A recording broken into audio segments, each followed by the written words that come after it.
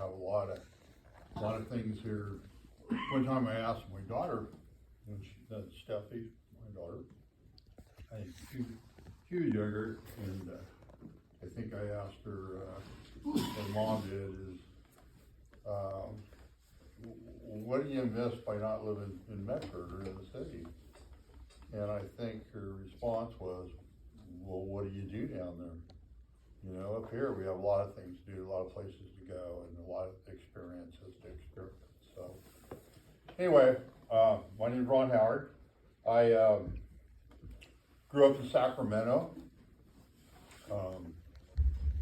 I was, you know, like you guys, got out of high school, and I decided college was a good place to be. Back then we had the Vietnam War going on. And if you were in college, you didn't have to go off to war. You had a deferment. You were deferred from going into the military. But in my infinite wisdom, I decided to drop out of college. And then Uncle Sam, the government, sent me a letter and said, you know, we got ourselves a little problem down there in Vietnam, and we'd like you to attend. So they drafted me. So I didn't volunteer to go in the military. I was made to go in the military. I was drafted. And when you were drafted, you did a two-year tour of the service. So, okay, off I go. They sent me to Fort Lewis in Washington. I spent about 2 months there through basic and advanced infantry training, getting ready to go to Nam with the infantry in the bush. And all of a sudden, when I thought I was going to Nam, they said, no, you know, we're going to send you off to Fort Benning, Georgia, and you're going to become a non-commissioned officer. That would be like a sergeant or a corporal. And so off I go, and that didn't work out very well for me. I was kind of rebellious and young, and so when that didn't work out, I thought, okay, now they're going to send me to Vietnam. You know, finally, I'm going to Nam. I'm ready to go to Nam. They said, no, we're not sending you to Nam. We're going to send you over to the canine school, and you're going to learn to work with dogs. And then you're going to go to Vietnam and work with dogs in Nam. So I went through that training, and so when you were in training there, like say you would pick up a dog that was there, and you might you train with him for 8 weeks, and that dog may not be ready to go to Vietnam. He still has things to learn. So I'd have the dog for 8 weeks, and then you might have the dog for 8 weeks, then you may have the dog, and finally when you got the dog, they said you and your dog are ready to go to Nam. So you could go with that dog at that point. Otherwise, you went over there and you picked up a dog that's already been in Nam, that's well trained and should know what's going on. So off to Nam I go, and I get into my platoon. There's about 30 of us in a platoon. We had kennels for the dogs that we cleaned and kept the dogs in, and you know, we had to do refresher training with the dogs periodically. So we'd go out into what they call the banana plantations, and we would work with the dogs. And he has been hunting, and now a hunt dog knows, okay, well, we're looking for a pheasant. So what's the dog doing? He's going out there and he's sniffing and he's smelling, he's pointing. Well, it's the same thing with these scout dogs. But only we're looking for people, we're looking for tripwires, we're looking for mines, we're looking for anything out of the normal when we're out in the bush, in the jungle. So that was the role of the dog. So when our role was to walk point for the infantry. So you might have a squad of 10 people, you might have a platoon of 30 or a company of numerous people. And you were to walk the first person in line through the jungle with the dog and have him alert on anything that wasn't normal. And alert for the dog might be he raised his ears up, he raised his nose up, he growls. We actually had a dog in our platoon. I didn't have the dog. His name was Lioness. My dog's name was Scout. He was a little less than 110-pound shepherd. Lioness was a lot smaller dog. When Lioness had an alert, he would stand up on his two back legs. And this dog was hardly ever wrong. I mean, this was the dog you wanted. My dog was a real pain in the butt because he was big. And so anyway, I got over there. The guy that had the dog was a big Swedish guy named Durka. He said, okay, I'm going to spend the next 3 or 4 weeks with you before I leave Nam. He's getting ready to leave. Making the transition with him and this dog, Prince, to me and Prince. Well, so the first time we go out to do some training in a banana plantation, I see him put the muzzle on the dog. And I'm thinking, why did you put the muzzle on the dog? Well, he handed me the leash to the dog, and that dog grabbed me with his paws around the leg, tried to bite through the muzzle, didn't like me at all, right? He's used to this other guy, that's his buddy. Now I'm somebody new. So it took a while to make that transition where finally, I remember the day we took the muzzle off the dog, and I thought, this could be a real challenge here, but it all went well, and now me and this dog become buddies, and his other handler, went home. So what would happen is, you would be in the rear area, just like a little city. You had PXs, which were like supermarkets, you had places to go watch a movie, you could get a haircut, you had a post office. It was like a little city in the rear. And those were pretty secure areas. Now and then you might take a little mortar fire or something, but other than that, they were pretty secure. And that's where our platoon was, with the dogs. And then what would happen is your name would come up on a list, and it was time for you to go to the field.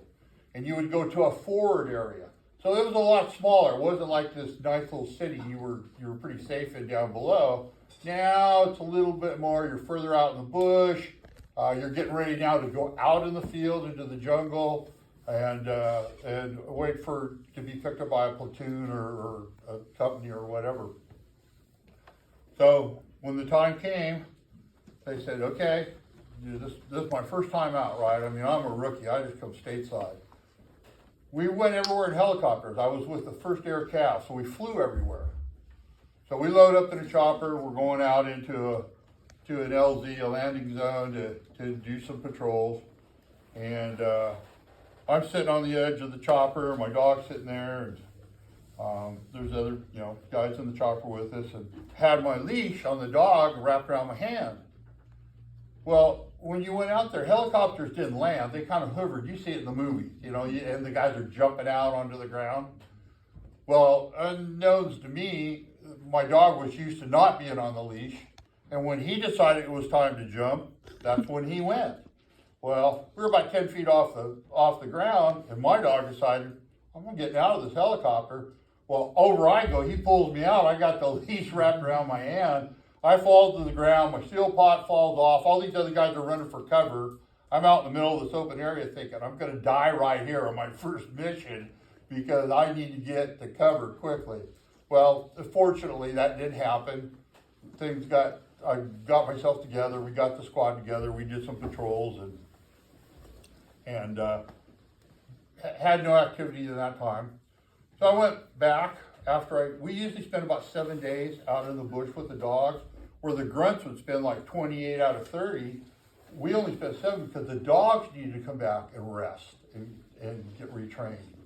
So got back to my platoon after my first time out, and all the guys that had been in country for a long time said, man, how'd your first time out go? And I told them about the dog pulling me out of the chopper. They go, yeah, never have your dog on a leash. Lesson 1.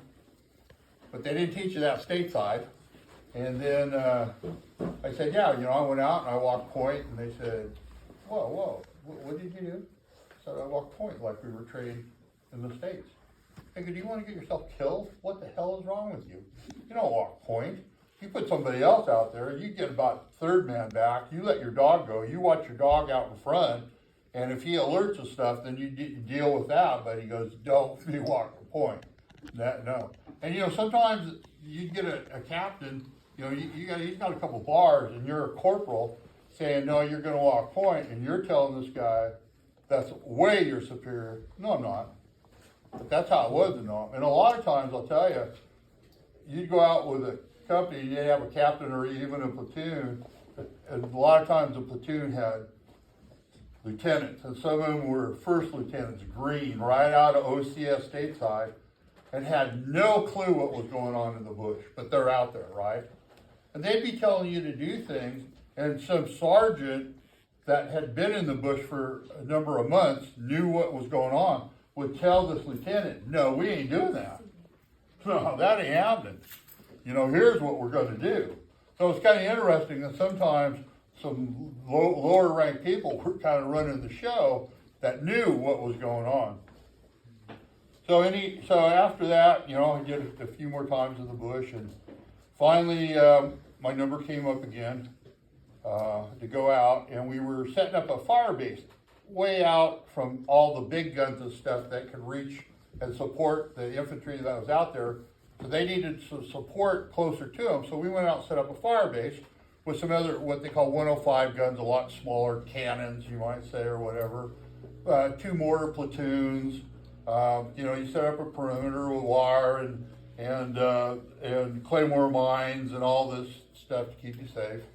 And my job out there was to go out a couple times a day with a squad, and we would patrol around the fire base to make sure no Viet Cong or North Vietnamese were sneaking up on us, right? So I was there about 4 days with these guys, and it rains in Nam all the time. You're wet all the time. And so just before dark, I'm sitting with this platoon that I got to know these guys, and they got to like my dog and this and that. And, all of a sudden, we're taking incoming fire. We're getting mortar rounds dropped on us. And they were all short. They landed short of the fire base. And so I got talking to these other guys. They said, yeah, you know, it rained a lot. They might have, you know, things might have been wet. They just didn't have their distance correct. So, you know, and you know, once that happened, we returned mortar fire and blew up a few things. And then things calmed down, and everybody said, okay, that'll be it for the night, and we're cool. Well, that isn't what happened. What happened was about an hour later, they dropped more mortar rounds on us, and they hit right into the fire base. And so one of them hit right next to me and the mortar platoon that I was hanging with. And at the time, you have a steel helmet with an inner plastic liner, right? So your helmet's two pieces. This plastic piece and the steel piece that goes on top. Well, it was common practice to feed your dog in your steel pot, the steel part of your helmet. So I didn't even have my helmet on.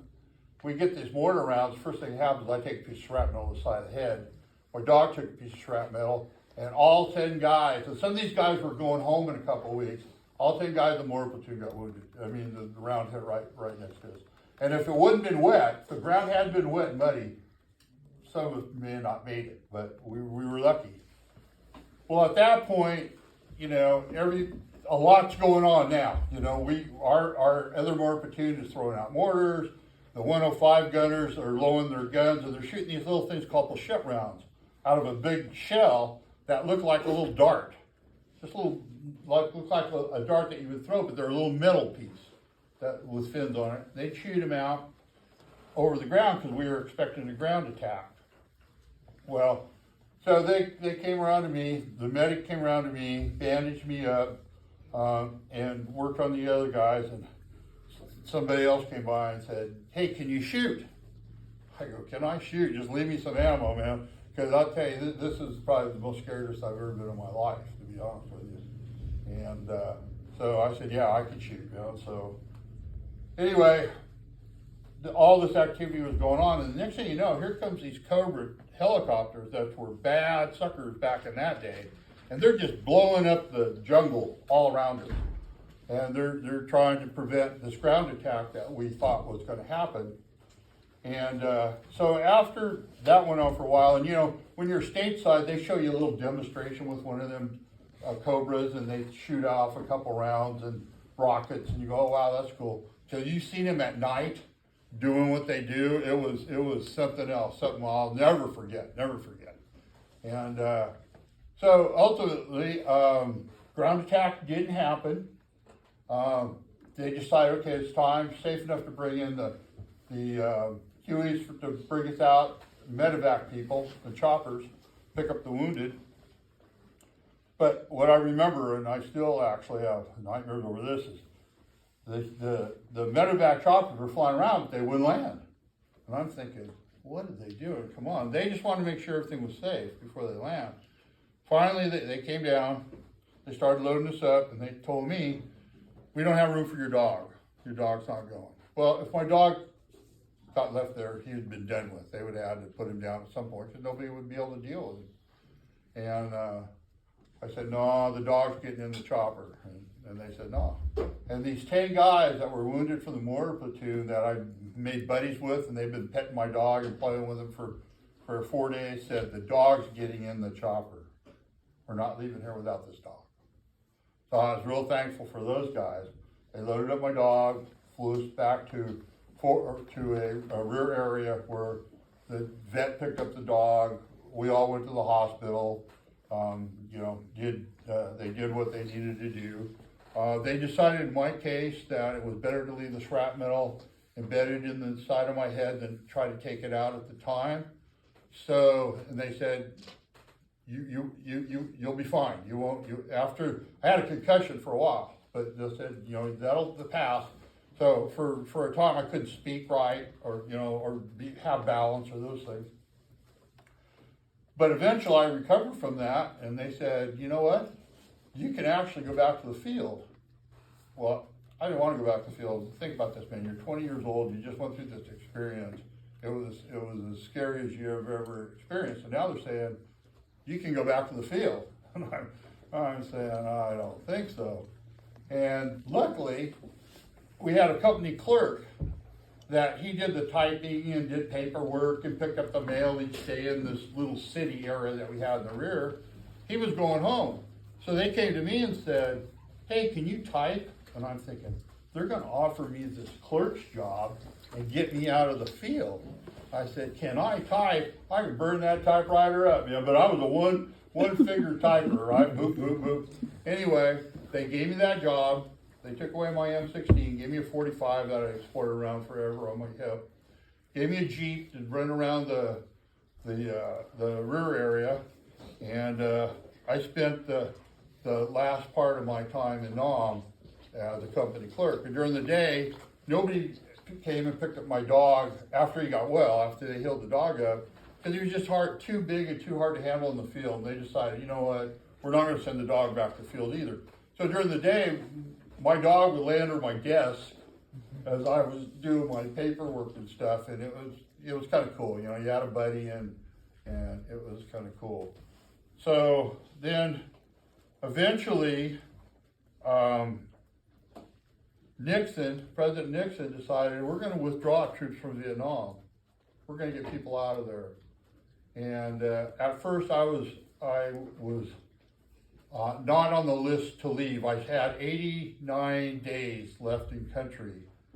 And they said anybody, or I had 91 days left in country. Anybody with 90 or less can go home. By 1 day, I missed by 1 day. And they said, in fact, we're going to take away your dog and put him over into another area. And you're going to go off to the 101st Airborne as a grunt. You didn't want to be there. That's not where you wanted to be. Trust me. And so I said, man, I don't want to do this. I went back to my doctor at the hospital there in Long Bend and said, here's the situation. I don't want to go back to the field. I got 91 days left. What can we do about taking out the shrapnel and giving me a deferment to not go back to the field? And he was from Huntington Beach. So he was a Californian just like me. And he looked at me and said, no problem, let's do it. So they removed the shrapnel. I got a deferment, went back. Well, before I got back out of the hospital again, there was a rumor that, hey, wait a minute, they're going to up this thing to 95 days or whatever it was. They're going to up it by a couple, and you're in that group.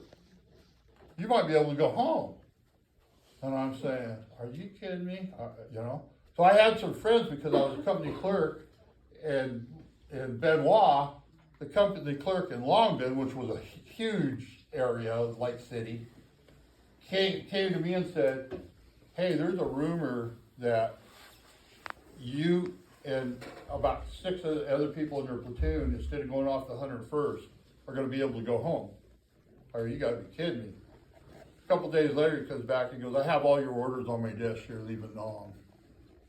So, I mean, that was a feeling that, you know, so eventually they flew in, I think at that time it was a 727 or whatever, Delta or PSA or somebody, flew into Tonson Newt Airport. We loaded up with a bunch of other people that I didn't know, got on that plane, and when that plane lifted off from Vietnam, the soil of Vietnam, you just can imagine the cheers and the shouting and stuff that went on inside this plane. They flew us to Hawaii. We had a layover there. At that time, Hawaii had I probably should say this, but I will. Hawaii had a drinking age of 18. Well, when we let down, we had like a 5-hour layover in Hawaii. Did we party or did we party? I'm telling you, you know. And so finally got on the plane, flew back, got into Oakland, California, got processed out, and from Nam. And then they said, you know what, if you've got more than 5 months left in service, or less than 5 months left in service, we're gonna let you out of the service. Well, I qualified for that. So I'm thinking, hey, I'm gonna spend 19 and a half months, and I'm gonna be out of this thing. And that's exactly what happened. They upped it, let me out of the military, and home I was. So once I got home, I worked for Swift Meat Company for a while. I worked in a meat packing plant. And then I had a couple roommates, and they were going to college, and they were having a lot of fun. College was fun, you know? And I thought, man, oh man, this is good, you know? I need to get in on this. So I quit working. I went to start going to college. The GI Bill helped me pay for a lot of my college, and I worked as well. And so once I got a degree from Sacramento State, I had a 4-year degree in Natural Resource Management and business. And there was preference given to vets for federal jobs. So a federal job came open at a place called Blackfeet Lake in California for the U.S. Army Corps of Engineers, which did civil work as well as military. I got on there as a park ranger, worked there for a little less than 4 years, and the job came open at Lost Creek Lake. I applied for it and I got it.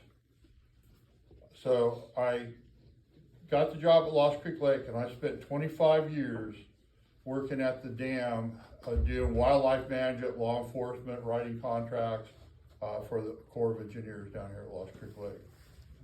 So that was a good benefit that I got from being in the service, is I got preference for federal jobs. They helped pay my college, and today, you know, they provide medical assistance for me at the VA Dom in White City. I get my medication that I need from the Dom free of charge.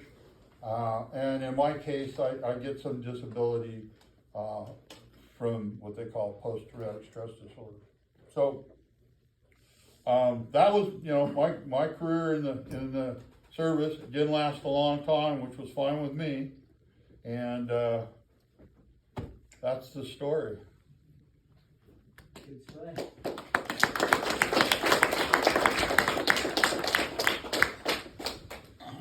One awesome thing they're doing now with the military, from what I understand, I have a couple people that work for the government, is that they're counting your military service time